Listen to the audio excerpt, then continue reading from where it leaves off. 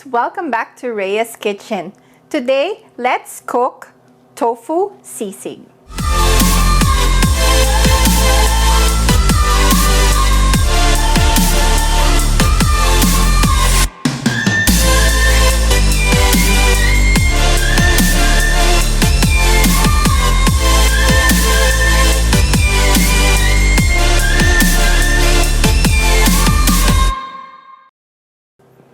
So yes guys, you heard it right. Today we are making tofu sisig. Kasi it's nice to have a break from meat or even fish or even yung mga seafood na kinakain natin. And this is the best alternative na pwede nyong kainin at iluto sa bahay. And super easy lang nitong gawin. So let's get started. So guys, for the recipe that we'll be doing today, the ingredients that we need are, of course, our tofu. You can use medium firm tofu or much preferred natin yung firm tofu para mag-hold siya ng kanyang shape habang niluluto natin siya. Of course, we have red onions. Gagamit tayo ng red Thai chili para may konting kick yung ating sisig. Of course, our mayonnaise. Gagamit tayo ng calamansi. Maggi Savor or any liquid seasoning that you have. Of course, cornstarch. Gagamit din tayo ng black pepper, salt, a little bit of sugar, and of course, for later, yung ating butter or margarine. So, umpisahan na natin. So guys, ang una nating gagawin, kailangan nating i-chop yung ating tofu. Okay?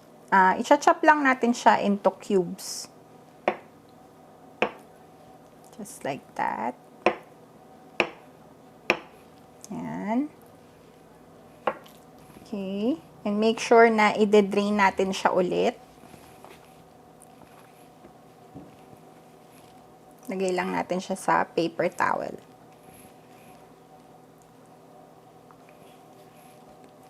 Bakit ba natin dinidrain yung tubig ng tofu? Of course, para pag pinrito natin siya, hindi siya sasabog kasi meron siyang water na naka-retain sa mismong body niya. So, kailangan natin siyang i-drain. So, guys, after nating makat yung ating tofu, our next step is, kukuha lang tayo ng ziplock or freezer bag and then maglalagay tayo ng ating cornstarch. Kasi i-dredge natin yung ating tofu dito. Iko-coat natin yung ating tofu. So, ayan. And, at this point, maglalagay na rin tayo ng konting salt dito sa ating cornstarch. And then, sala lang muna natin. And, i-shake lang natin bago natin ilagay yung ating tofu.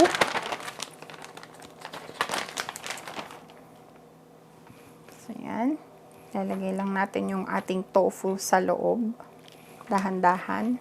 So, yan guys. After nating malagay yung ating tofu dito sa ating ziplock, so, isa-shake-shake lang natin siyang ganyan. Pero gently, kasi ayaw nating mabugbog yung ating tofu. And then, pwede na kayong magpainit ng mantika sa inyong pan. But right now, I'm just gonna put this aside and we will make yung ating coating or sauce for our sisig. Okay, so what do we need? We need a bowl, of course. And then, our mayonnaise. Depende to sa dami ng inyong tofu. Kung gaano rin karami yung gusto ninyong ilagay. Kung creamy yung gusto ninyong sisig. And then, maglalagay tayo ng ating liquid seasoning. Okay, depende rin yan sa dami ng gusto ninyo. Maglalagay tayo ng konting sugar.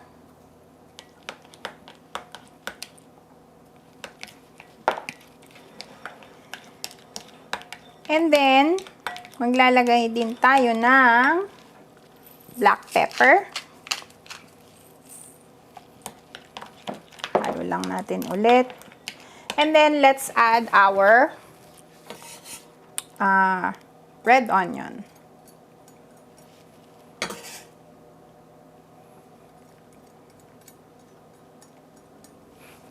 Okay. Halo lang ulit natin.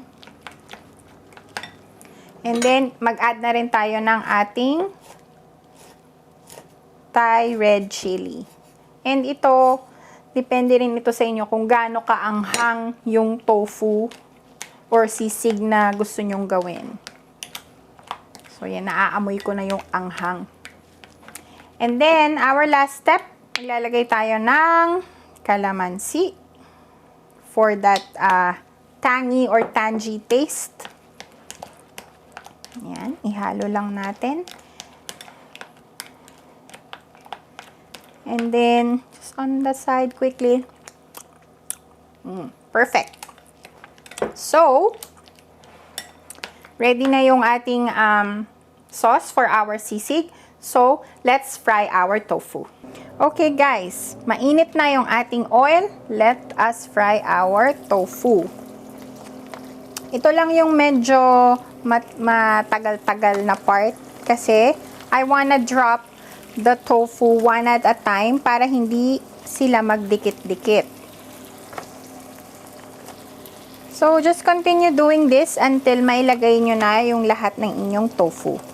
So, guys, pag nakikita nyo medyo nag-golden brown na siya, pwede nyo na siyang ahunin and ilalagay natin siya sa isang container. And then, pagpapahingahin lang natin siya for about mga 3 minutes lang. Okay guys, for maximum crispiness, double fry natin ang ating tofu. Pero, saglit lang.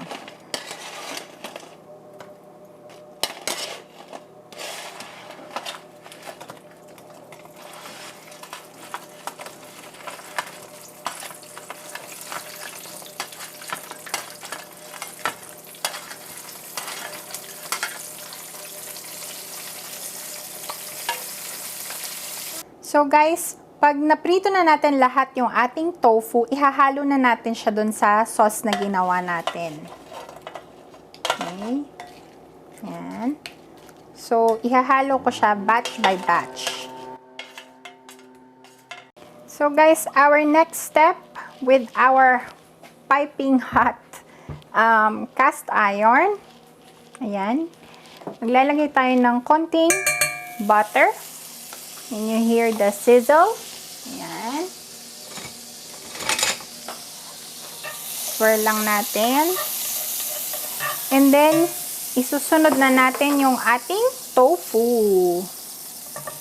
Ayan. OMG.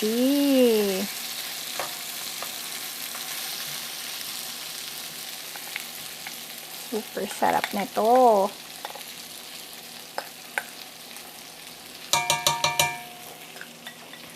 So, yan. Swirl lang natin. And then, we are done, guys. Guys, ready na ang ating tofu sisig. Ito na siya. Hindi ko siya maitaas kasi sobrang init ng ating pot.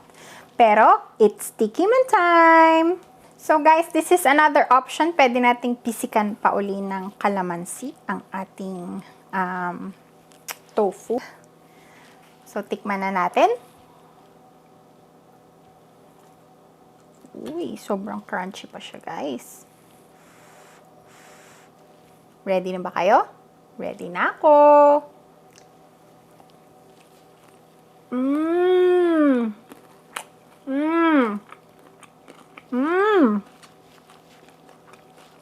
Winner talaga to, guys.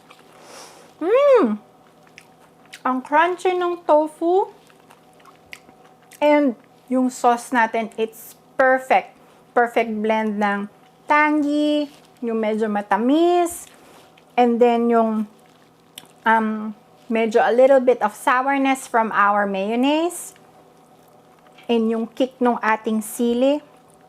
Tikman pa uli natin. Kasi bitin yung isa.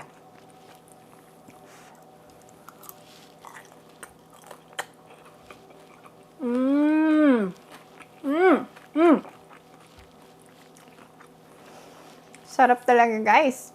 Sana matry nyo din siya at home very soon. Guys, sa sobrang sarap niya talaga, hindi ko siya mapigilan kainin. So, tikman natin siya ulit. And dahil dyan, kumuha na din ako ng partner niya.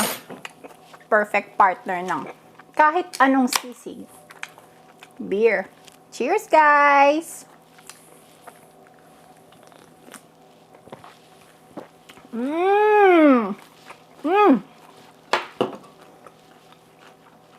And that's it for our video today, guys. Sana nagustuhan ninyo ang ating simple recipe of tofu sisig for today. And sana matry nyo din to at home very soon.